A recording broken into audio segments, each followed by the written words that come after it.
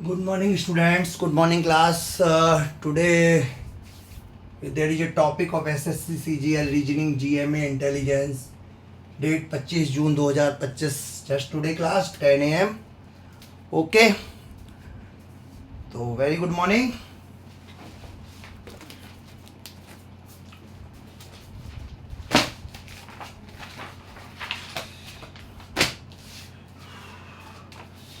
तो आज हम बात करेंगे रीजनिंग, जनरल मेंटल एबिलिटी और इंटेलिजेंस के बारे में। क्या बोलते हैं इसको? जनरल इंटेलिजेंस, एसएससी की भाषा में। ओके, तो इसके बारे में हम आज अच्छे से बात करेंगे। आज हमारा टॉपिक ही है रीजनिंग जीएमए इंटेलिजेंस, ठीक है। तो इसके लिए हम बात करेंगे आज, और हम एसएससी सीजीएल का जो है उसका जो इंटेलिजेंस है उसको हम देखेंगे, ठीक है। एक्चुअली में एसएससी सीजीएल में जो इंटेलिजेंस है, एक्चुअली में रीजनिंग दो प्रकार की होती है। एक होती है वर्बल, दूसरी होती है non verbal. Verbal and non verbal, ठीक है। हिंदी में बोलते हैं भाषिक और इसको बोलते हैं आभासिक। अब बताओ, हिंदी कठिन है कि इंग्लिश कठिन है? सबको पता है वर्बल और नॉन वर्बल, भाषिक आभासिक किसी को नहीं पता, ठीक है। मुझे पता है मैं पोइट हूँ, हिंदी साहित्य में रुचि रखता हूँ, हिंदी में रुचि रखता हूँ, हमेशा डिस्ट्रिक्शन आया है, इसीलिए मुझे पता है। हर किसी को नहीं पता होगा, ठीक है। तो अब हम बात करते हैं कि भाषिक और आभासिक का क्या मतलब है, ठीक है। तो भाषिक का मतलब होता है कि जहाँ भाषा का यूज किया जाए, जहाँ भाषा का यूज किया जाए वो भाषिक है, वर्बल, ठीक है, लैंग्वेज। और नॉन वर्बल जहाँ आभासिक है, जहाँ भाषा का यूज नहीं किया जाता। सिंपल सी बात समझ लो, वर्बल में भाषा का यूज होता है और नॉन वर्बल में चित्रों का यूज होता है। बस बात समझ में आ गई। चित्र कोई से भी हो सकते हैं, कई प्रकार के हो सकते हैं। जो भाषिक परीक्षण होता है वो आभासिक परीक्षण में भी होता है, और आभासिक में जो परीक्षण होता है, भाषिक में जो परीक्षण होता है वो आभासिक में भी हो जाता है, ठीक है। लेकिन कुछ चीज़ें हैं जो आभासिक में पूछी नहीं जाती। आभासिक का फंडा क्लियर है, कई जगह आभासिक होता भी नहीं है, आभासिक हर जगह नहीं पूछा जाता। अब बात आती है कि वर्बल रीजनिंग थी, फिर नॉन वर्बल की जरूरत क्यों पड़ी, ठीक है। रीजनिंग फिलॉसफी में आती है और साइकोलॉजी दोनों में आती है। साइकोलॉजी में भी रीजनिंग का नाम अक्षर होता है। अब फिलॉसफी और साइकोलॉजी दोनों में रीजनिंग क्यों आती है, ठीक है। तो यहाँ कह सकते हैं साइकोलॉजी में साइंटिफिक फिलॉसफी और फिलॉसफी में contemporary philosophy and scientific philosophy, ठीक है। तो आप लोग, ठीक है, एक अच्छा पॉइंट मैंने बताया। अब वर्बल और नॉन वर्बल की जरूरत क्यों पड़ी? हुआ क्या है कि जब बैंकिंग परीक्षा चालू हुई तो बैंकिंग परीक्षा में रीजनिंग का योगदान रहा, तो वर्बल रीजनिंग रहती थी। अब क्या हुआ कि वर्बल रीजनिंग है, वो जो इनका भाषा में कमांड होता था, जिनका लैंग्वेज पे कमांड होता था, वो लोग वर्बल रीजनिंग में बहुत अच्छा कर जाते थे, ठीक है। और जिनका भाषा पे कमांड नहीं होता था वो वर्बल रीजनिंग में पीछे रह जाते थे। हो सकता है कि जो वर्बल रीजनिंग में भाषा पे कमांड होने के कारण आगे हो गए, उनकी रीजनिंग उतनी अच्छी है ही नहीं, वो भाषा पे कमांड के कारण रीजनिंग उनकी हो गई है, जो कि आपने आईक्यू टेस्ट में भी होता है, ठीक है। आईक्यू टेस्ट में वर्बल और नॉन वर्बल दोनों होता है, ठीक है। तो इसीलिए फिर नॉन वर्बल की जरूरत पड़ी कि नॉन वर्बल में वास्तविक रीजनिंग वाले ही सक्सेस हो पाएंगे। तो एसएससी में शायद सीजीएल में नॉन वर्बल भी है, नॉन वर्बल भी है और नॉन वर्बल भी है, नॉन वर्बल भी है और जनरल इंटेलिजेंस में भी, हाँ, ओके, ठीक है। हम बेस बनाएंगे सीजीएल का, ठीक है। वो सिलेबस सबसे अपडेट है, मतलब अपडेट है और ज़्यादा ऐड ऑन है, ठीक है। तो एसएससी सीजीएल में जो सिलेबस है वो आपको सब में मिल जाएगा, और एसएससी सीजीएल का सिलेबस कवर करके आप सीएचएसएल सीएचएल वगैरह का भी कंप्लीट कर लेंगे, और साथ में सीजीएल का भी हो जाएगा, है ना। तो कितना अच्छा बात है, ठीक है। और एक बात और मैं बताऊं, यदि हम रीजनिंग की बात करें तो रीजनिंग का जो एसएससी का सिलेबस है वो एक मेन बेस रहता है हर जगह का, क्योंकि यूपीएससी एसएससी लेवल का जो बेस होता है ना वो ऑल इंडिया लेवल पे होता है, इसीलिए सबसे बेस्ट जो बेस यदि अपन सिलेबस को मानेंगे तो वो ऑल इंडिया लेवल के एग्जाम को मानेंगे, ठीक है। अब हम बात करते हैं वर्बल की, ठीक है। तो थोड़ा हम पढ़ लेते हैं, ठीक है। पढ़ने के बाद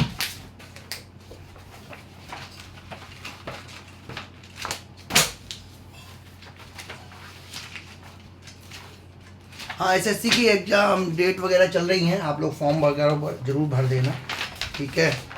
वो फॉर्म भरने से जो वंचित रह जाएंगे उनको कहीं ना कहीं साल मिस हो जाता है, ठीक है। और जो लोग तैयारी करना चाह रहे हैं वो मुझसे कांटेक्ट कर लें, नंबर मैं मेंशन कर रहा हूँ।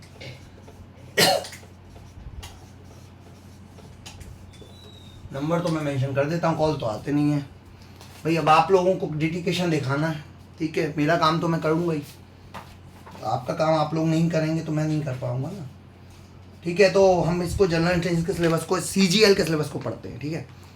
तो ध्यान से सुनना, ठीक है। जनरल इंटेलिजेंस, फिर हम इसमें बातें निकालेंगे और सिलेबस को डिस्कस करेंगे आज की क्लास में, ठीक है। रीजनिंग की पहली क्लास आज, ठीक है, क्लास 1, ठीक है।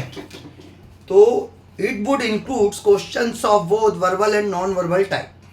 These components may include questions on analogies, similarities and differences, space visualization, spatial orientation, problem solving, analysis, judgment, decision making, visual memory, discrimination, observation, relationship concepts, arithmetic reasoning and figural classification.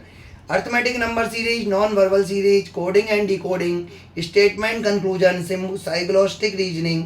The topics are semantic analogy, symbolic number analogy, figural analogy, semantic classification, symbolic number classification, figural classification, semantic series, number series, figural series, problem solving, word building, coding and decoding, numerical operations, symbolic operation, trends, space orientation, space visualization, Venn diagram, drawing inferences, punched hole pattern, folding and unfolding, figural pattern, folding and completion, indexing, address matching, date and city matching, classification of center codes and roll numbers, small and capital letters, numbers coding, decoding and classification, embedded figures, critical thinking, emotional intelligence and social intelligence, other subtopics if any. ठीक है, तो मैंने कहा कि verbal और non verbal, ठीक है। अब एक बात याद रखें, जहाँ पे भी चित्रों का यूज हो रहा है वो नॉन वर्बल आप समझ लें, और नॉन वर्बल पे ज़्यादा परेशान होने की ज़रूरत नहीं है कि नॉन वर्बल से क्वेश्चंस कम आते हैं, वर्बल से ज़्यादा आते हैं। नॉन वर्बल से जहाँ से क्वेश्चंस आते हैं वो उनका फिक्स है, जहाँ से क्वेश्चन आते हैं। यदि नॉन वर्बल से क्वेश्चन आता है तो एक क्वेश्चन आता है, यहाँ से आता है कि जैसे कागज़ को मोड़ा गया और उसके बाद एक उस पर होल किया गया, तो वो होल कहाँ तक दिखेगा। फिर क्वेश्चन नॉन वर्बल से ऐसे आते हैं कि जैसे एक डायग्राम बना दिया इस टाइप से और इसमें इस तरह से बना दिया, ठीक है, और ऐसे बना दिया, ठीक है। ये डायग्राम है क्वेश्चन, इसके 4 ऑप्शन दे दिए और ये पूछा कि ये वाली जो आकृति है इन 4 आंसर में किसमें छुपी हुई है, ठीक है। ठीक है, समझ गए। इस तरह के क्वेश्चंस रहते हैं, या फिर इस टाइप के क्वेश्चंस होते हैं, mirror image and water image के क्वेश्चंस रहते हैं, ठीक है। तो अभी थोड़ा सा मैंने रिव्यू दे दिया आप लोगों को,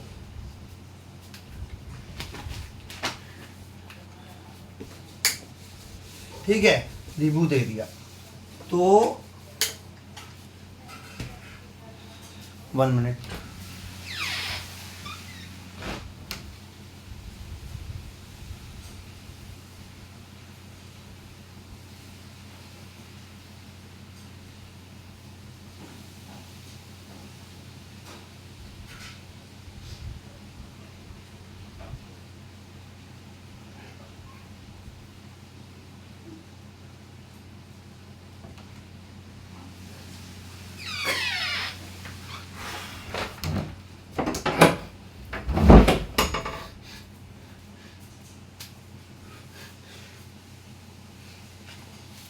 ठीक है। तो वर्बल एंड नॉन वर्बल, ठीक है। तो अब हम बात करते हैं वर्बल की और नॉन वर्बल की, ठीक है। मेन वर्बल की ही बात करेंगे, ठीक है। तो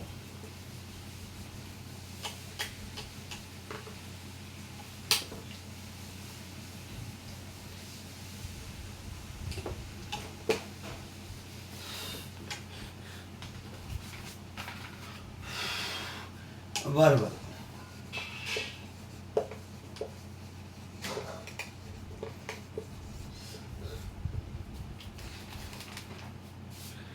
ठीक है।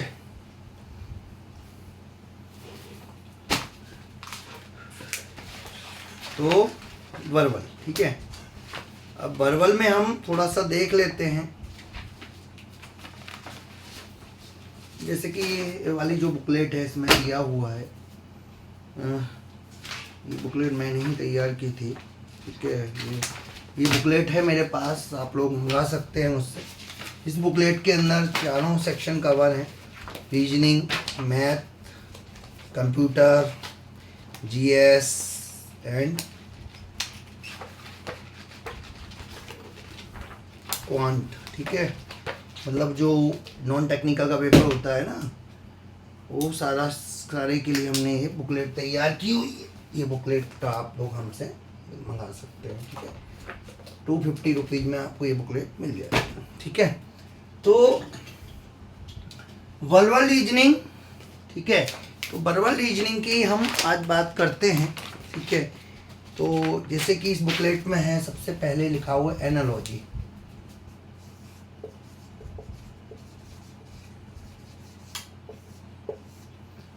Analogy. Then second is blood relationship,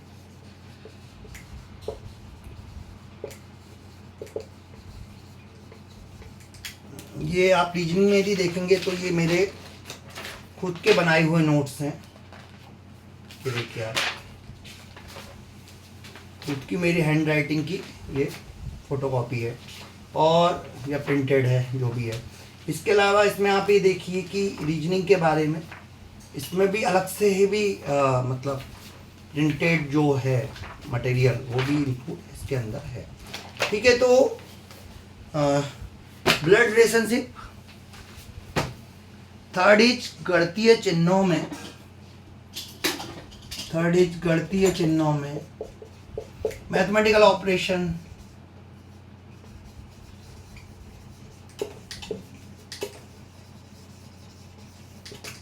fourth is distance and नहीं हो, fourth is classification,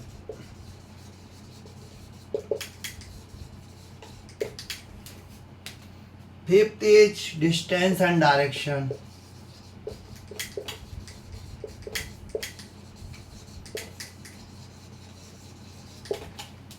six is schedule, time, date, day, year,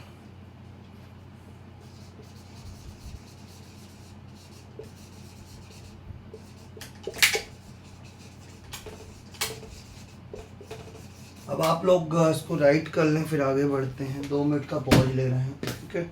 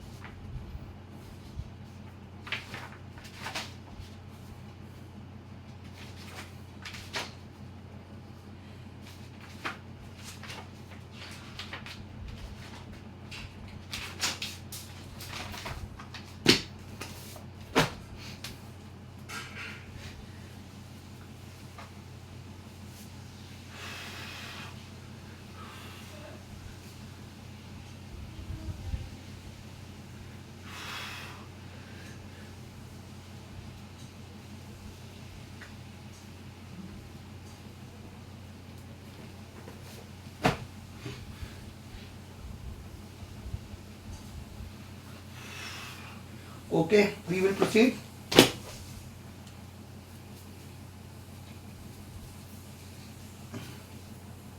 6 के बाद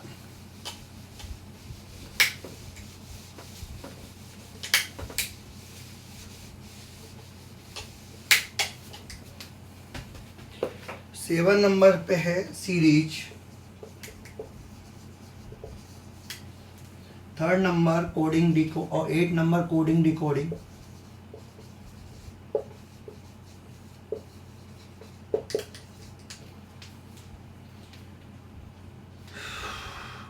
nine number word formation,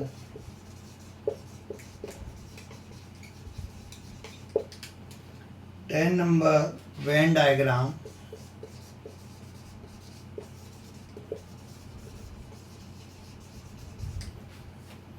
11 number statement and conclusion,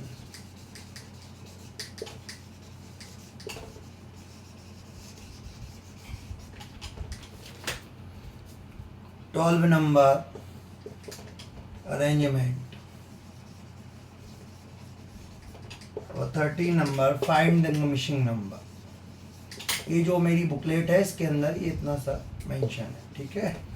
आप लोग किस नंबर पे मुझे कांटेक्ट करके बुकलेट के लिए बोल सकते हैं। आपको नॉमिनल जो प्राइस है वो सिंपल सा प्राइस है ना, वो उस रेट पे आपको मिल जाएगी, ठीक है। तो आप लोग ये ठीक है, अभी आप नोट डाउन कर लीजिए, ठीक है, फिर आगे हम बढ़ते हैं।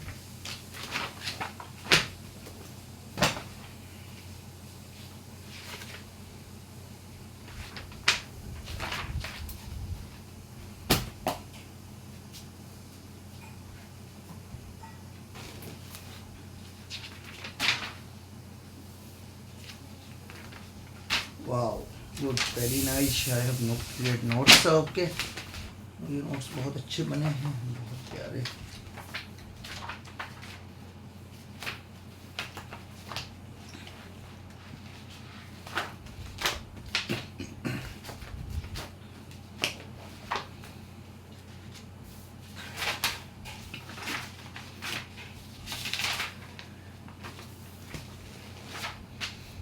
आज हम एनोलॉजी देखेंगे और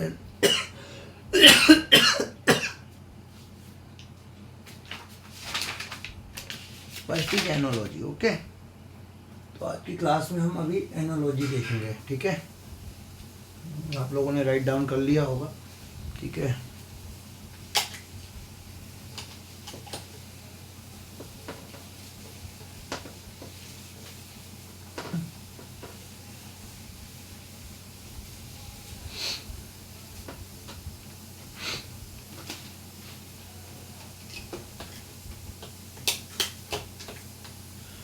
ठीक है, एनालॉजी। एनालॉजी के अंदर हमने कुछ पॉइंट पे बात की है। एक्चुअली में एनालॉजी होती क्या है, हिंदी में बोले हैं एनालॉजी को। चलो हम मेन टॉपिक की एनालॉजी कर देते हैं, जिससे थोड़ा सा सही रहेगा। एनालॉजी, ठीक है, एनालॉजी। एनालॉजी से कुछ याद आ रहा है? एनाकोंडा, विशाल अजगर, ठीक है। तो एनालॉजी, एनालॉजी क्या होती है? हिंदी में बोलते हैं सादृश्यता। अब हिंदी तो समझ में नहीं आती ना, सादृश्यता मतलब संबंध होता है, ठीक है। ओके, तो अब क्या है कि एनालॉजी में हमने कुछ पॉइंट निकाले हैं, जो है ना, कि एनालॉजी किस प्रकार से होती है। एनालॉजी का मतलब ये होता है, जैसे कि ये वाली बुकलेट जो है मेरी, हाँ, ये बुकलेट भी मेरी अच्छी, बहुत अच्छी बुकलेट है। इसमें मैंने इसमें क्वांट, इंग्लिश और रीजनिंग तीनों चीज़ें कवर इस छोटी सी बुकलेट के अंदर। और मोर देन सफिशिएंट, आप ये मान के चलिए, मोर देन सफिशिएंट है ये बुकलेट आपकी थ्योरी के रिव्यू के लिए, थ्योरी को रिवीजन के लिए। जितनी चीज़ें चाहिए इस बुकलेट के अंदर हैं। प्रैक्टिस आपके लिए आप अलग से यूज कर सकते हैं अपनी प्रैक्टिस वर्कबुक, जो मैं अभी आने वाली है मेरी, ठीक है। लेकिन ये थ्योरी की बुकलेट, इसमें पूरा सिलेबस कवर है, सीमेट का और कैट का, ठीक है, सीमेट का। एक्चुअली में बुकलेट तैयारी भी सीमेट के सिलेबस से की गई है ना, तो इसमें सब कुछ कवर है। इंग्लिश पूरा है और रीजनिंग पूरा है, जीएम, मेंटल एबिलिटी, और साथ में पूरा क्वांट। सोचो इतनी सी बुकलेट में,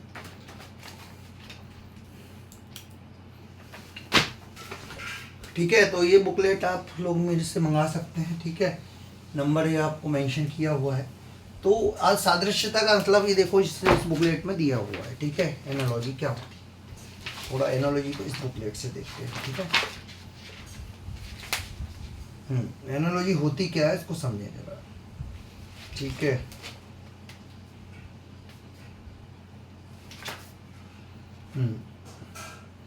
कई प्रकार से एनालॉजी होती है। जैसे ए का बी से संबंध है तो सी का किससे होगा।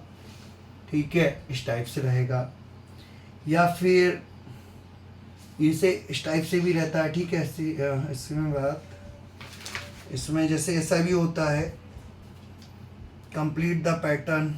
ठीक है, ट्रायंगल बना दिया, स्क्वायर बना दिया, पेंटागन बना दिया, और इसके बाद ये पूछा यहाँ क्या आएगा। ठीक है, एनालॉजी ये नॉन वर्बल हो गया। ठीक है, इस टाइप से, या फिर ये 2 4 6 8, इसके बाद क्या आएगा। ओके, बताइए कमेंट सेक्शन में, मुझे आंसर बताइए इनके। ठीक है, आप लोग ज़रूर बताएं। जो लोग भी मेरे वीडियो देखें वो लोग थोड़ा सा इंटरेक्टिव मोड में रहें, चाहे आप एक जनरल वीडियो देख रहे हो या ऐसे ही एनोनिमस वीडियो देख रहे हैं, या आप मेरे को इंटरेस्ट है वीडियो देखने में, क्लास को अटेंड कर रहे हैं, जैसा भी हो आप कंपटीशन के। लेकिन आप लोग यदि मैं ये क्वेश्चन पूछता हूँ, इनके आंसर आप कमेंट सेक्शन में ज़रूर दें, जिससे आप लोग मेरे से इंटरेक्टिव मोड में आएंगे। ठीक है, तो इसके बाद आता है बात एनालॉजी के बारे में। ठीक है,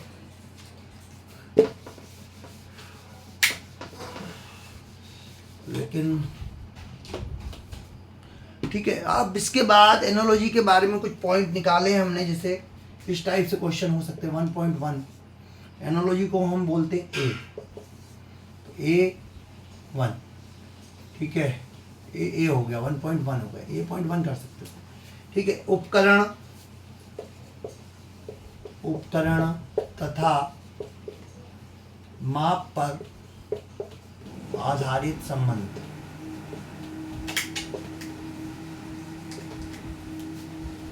उपकरण तथा माप पर आधारित संबंध।